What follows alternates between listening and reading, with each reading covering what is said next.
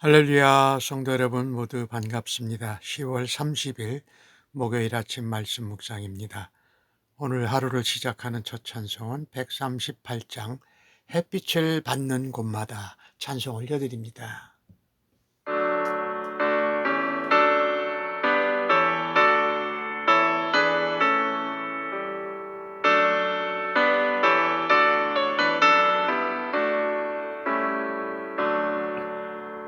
햇빛을 받는 곳마다 주 예수 다스리시고 이 세상 끝날 때까지 그 나라 왕성하리라. 주님을 찬양하면서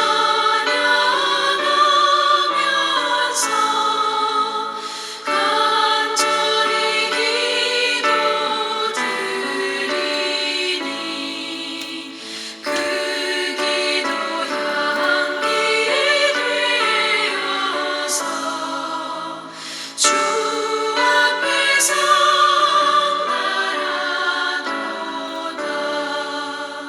온 세상 모든 사람들 그 사랑 찬송하도다. 어린이들도 기뻐서 구주를 찬송하도다.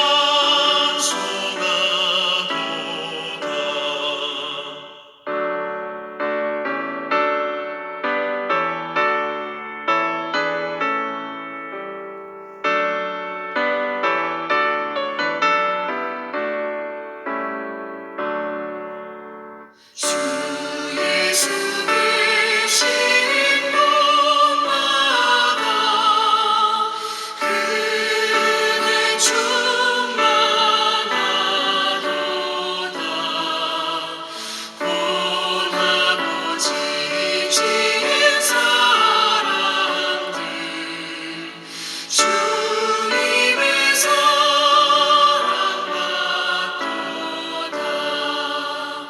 이 세상 모든 만물아 주 앞에 경배하여라.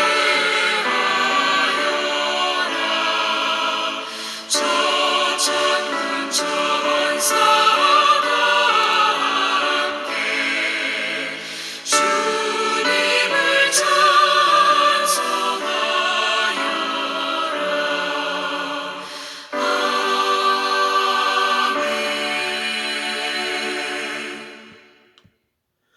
오늘 주시는 하나님의 말씀은 스가랴 14장 9절로 15절의 말씀입니다. 함께 성경을 읽습니다. 여호와께서 천하의 왕이 되시리니 그날에는 여호와께서 홀로 한 분이실 것이요 그의 이름이 홀로 하나이실 것이라. 온 땅이 아라바 같이 되되 게바에서 예루살렘 남쪽 림몬까지 이를 것이며 예루살렘이 높이 들려 그 본초에 있으리니 베냐민 문에서부터 천문자리와 성모퉁이 문까지 또 하나넬 망대에서부터 왕의 포도주 짜는 곳까지라. 사람이 그 가운데 살며 다시는 저주가 있지 아니하리니 예루살렘이 평안히 서리로다. 예루살렘을 친 모든 백성에게 여호와께서 내리시는 재앙은 이러하니 곧 섰을 때에 그들의 살이 썩으며 그들의 눈동자가 눈구멍 속에서 썩으며 그들의 혀가 입속에서 썩을 것이며 그날에 여호와께서 크게 요란하게 하시리니 피차 손으로 붙잡으며 피차 손을 들어 칠 것이며 유다도 예루살렘에서 싸우리니 이때에 사방에 있는 이방 나라들의 보화 곧 금은과 의복의 심이 많이 모여질 것이요 또 말과 노새와 낙타와 나귀와 그 진에 있는 모든 가축에게 미칠 재앙도 그 재앙과 같으리라. 아멘. 스가랴서 14장 초반부에서 성도들이 연단의 날을 맞으면서 또한 그날이 구원의 날이라는 말씀을 드렸습니다. 그날이 여호와의 날, 바로 그날인데요. 그날에는 오늘 9절 말씀에는 여호와께서 천하의 왕이 되시는 날입니다. 홀로 여호와만 왕이시요 홀로 여호와의 이름이 하나밖에 없다라는 것이지요. 그래서 10절 말씀을 보면 아라바 같이 땅이 낮아진다. 이 아라바는 갈릴리서부터 이 아카바만까지의 남북으로 있는데 거기가 낮아지고 예루살렘이 오히려 높이 들린다. 다 낮아지고 예루살렘이 높여지는 이유는 거기에 하나님이 임하시기 때문에 그렇습니다. 그래서 베냐민에서부터 천문자리 성모퉁이 하나넬 망대부터 왕의 포도주 짜는 쪽, 왕의 포도주를 짜는 것은 남쪽이고 나온 베냐민문 천문 성모퉁이는 북동쪽에 예루살렘의 북동쪽에 북쪽에서 남쪽으로 예루살렘이 높아지고 나머지는 다 낮아진다라는 거지요. 하나님이 홀로 왕으로 임하시고 천하의 왕이 되신다는 새 예루살렘, 계시록에 나오는 말씀과 바로 일맥상통하는 것이지요. 그때에 거기 사는 사람들은 예루살렘, 새 예루살렘에 사는 사람들은 다시 저주가 없고 예루살렘이 평안히 서리로다. 새 예루살렘을 말하지요. 평안하다라는 것입니다. 하나님께서 그의 날에 왕으로 임하실 때에 예루살렘이 평안히 선다. 오직 하나님만이 천하의 왕이 되신다라는 것이지요. 그렇죠. 아무리 인류 역사에 뭔 일이 많아도 이 땅의 마지막 날 심판 구원이 완성된다는 오직 하나님만이 왕이시고 하나님이 만국 백성 천하 나라들로부터 경배를 받으실 것입니다. 하나님은 태초부터 영원까지 유일한 주권자이시요 창조주 하나님이십니다. 어떤 우상도 하나님 앞에 비교할 수 없습니다.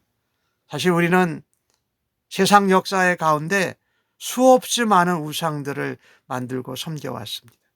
그런 모든 가증한 우상들이 제거될 것입니다. 이 땅에서 끊어져 기억되지도 못할 것입니다. 그래서 온 땅은 아라바처럼 아까 말씀드렸죠. 평지처럼 낮아지는 것입니다.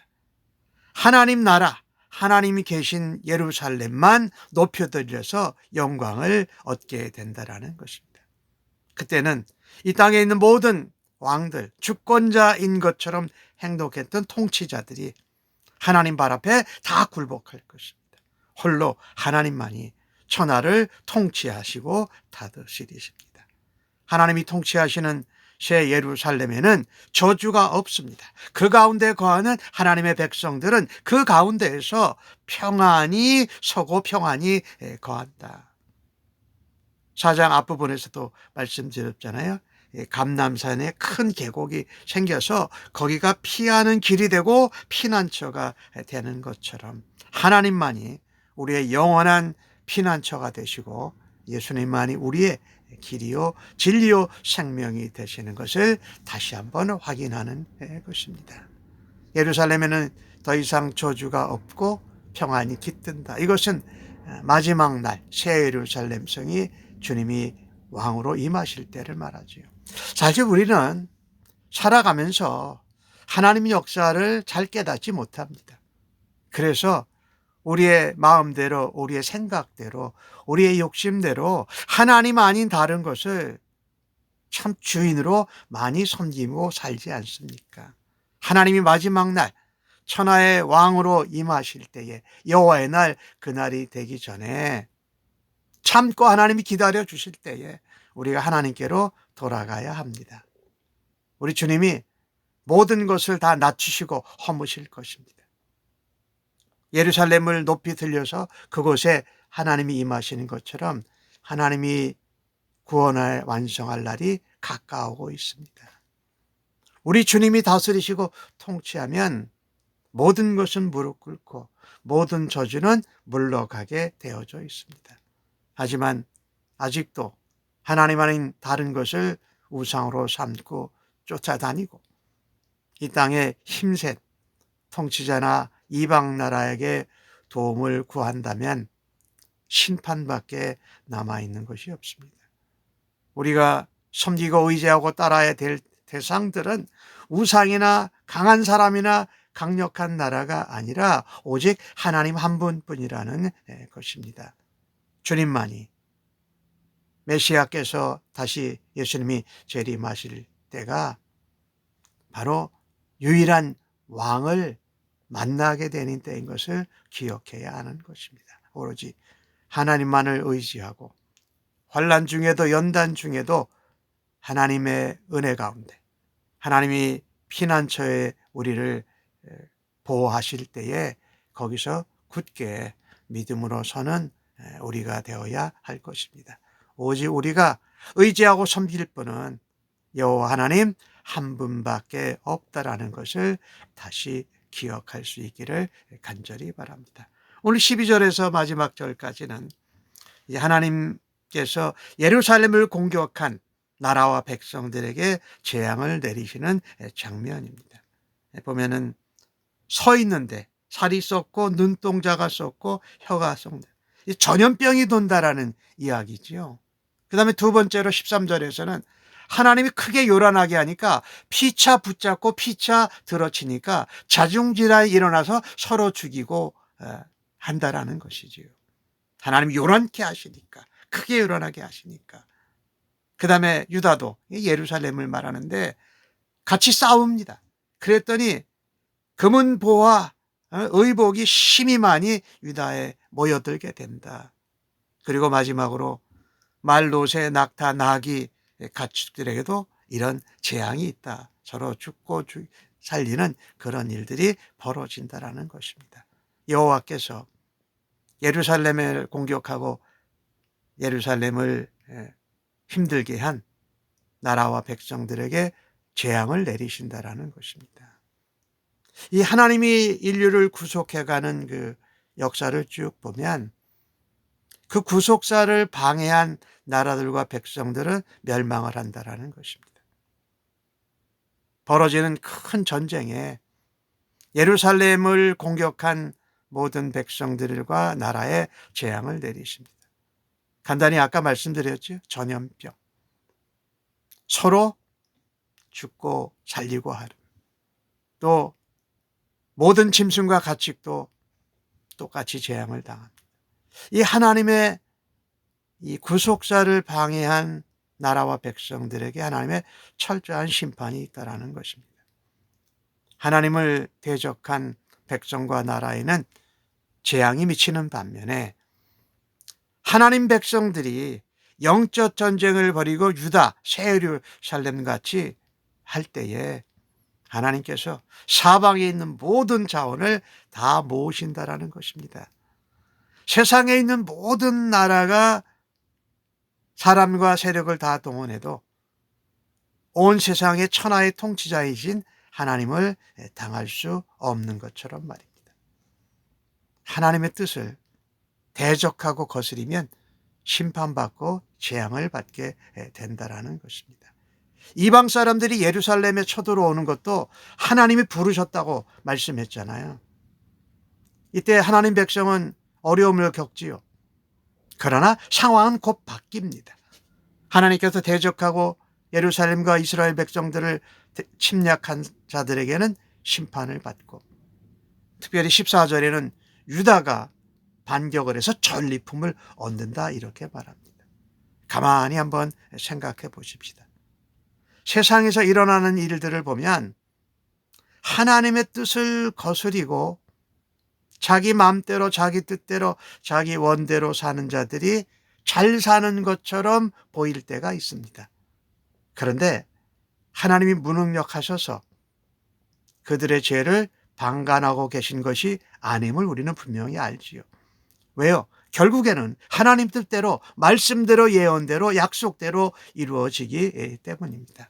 개소리는 잠시 동안의 고난을 피난처 되신 예수님 하나님 안에서 잘 견디어 이겨내고 영원하신 왕 천하의 왕이신 하나님과 함께 풍성한 은혜를 영원히 누릴 것을 사모해야 할 것입니다.